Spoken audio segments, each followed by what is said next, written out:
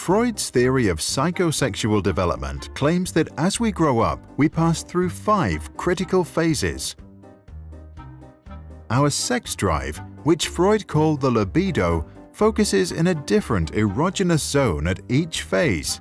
The phases are called oral, anal, phallic, latency, and genital.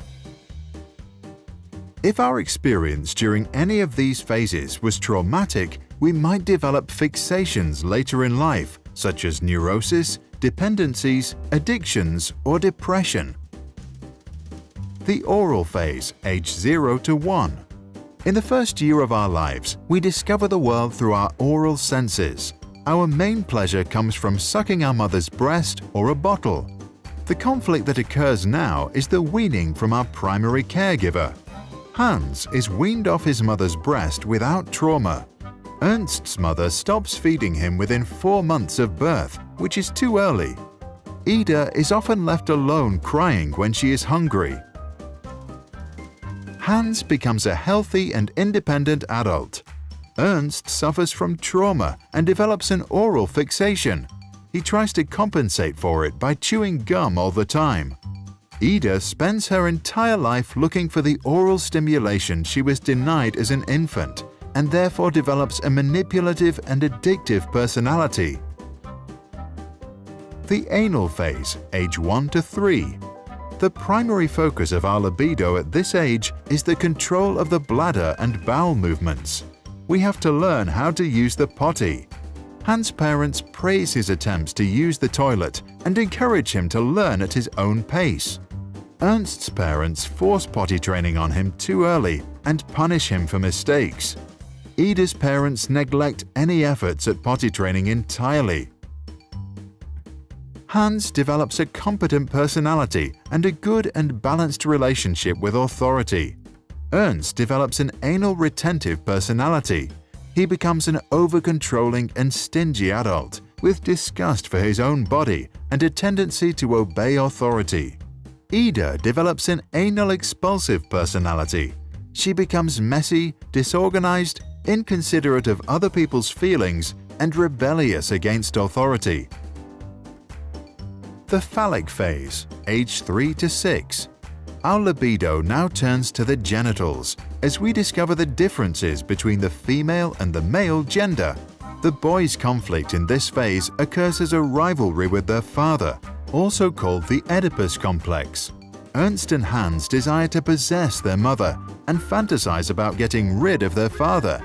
But they know that their father is stronger and fear being punished for their desire. Freud called this castration anxiety. Ida experiences penis envy.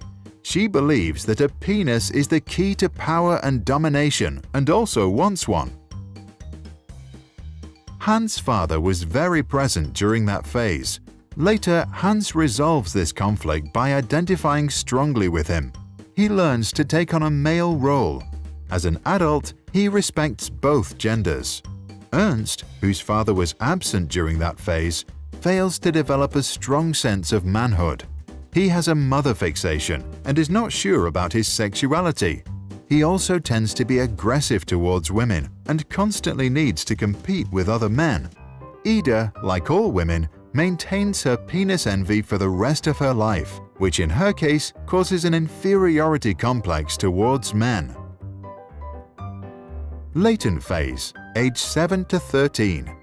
In this phase, our libido is suppressed as our sexual energy is being sublimed into developing life skills. Our superego strengthens, and we strongly identify with social values, same-sex heroes, and friends. Hans follows many hobbies. Ernst loves learning at school, and Ida makes lots of new girlfriends. There is no real conflict in this phase. All 3 of them benefit for the rest of their lives from the skills they developed during latency. The genital phase, puberty to death. Once we reach puberty, our libido starts to become active again and we develop an interest in sexual partners. Hans, Ida, and Ernst face the challenge of balancing the sexual desires of the id and the needs of the superego to obey social norms. The development of a strong ego helps to find a compromise between the two. Hans, who has experienced a childhood without much trauma, succeeds in building a strong ego. He is disciplined at work, has a loving relationship, and a fulfilled sex life. Ernst's ego is weaker than his superego.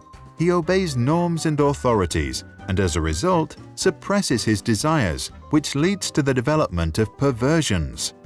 Ida has a weak ego and a weak superego. Her sexual needs are more important than social norms or other people's feelings.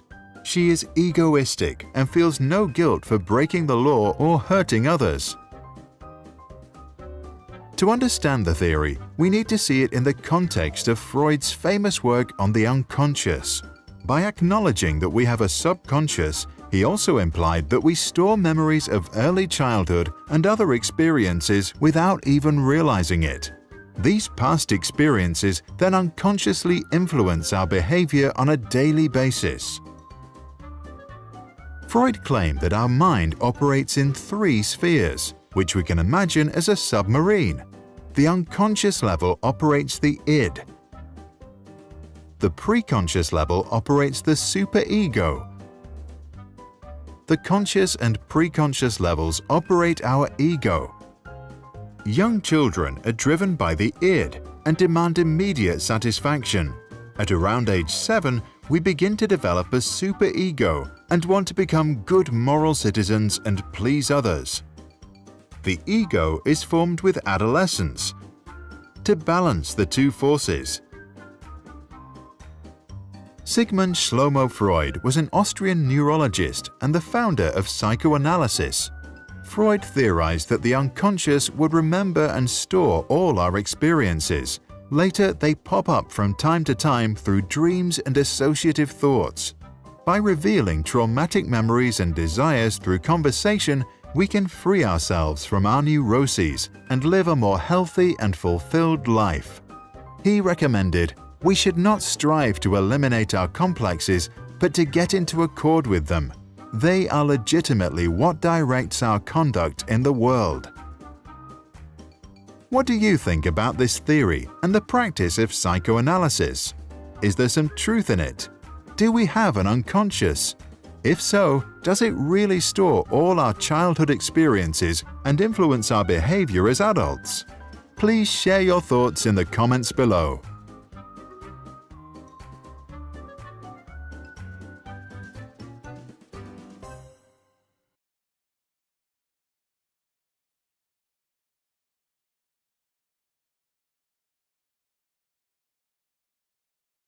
Sprouts videos are published under the Creative Commons license.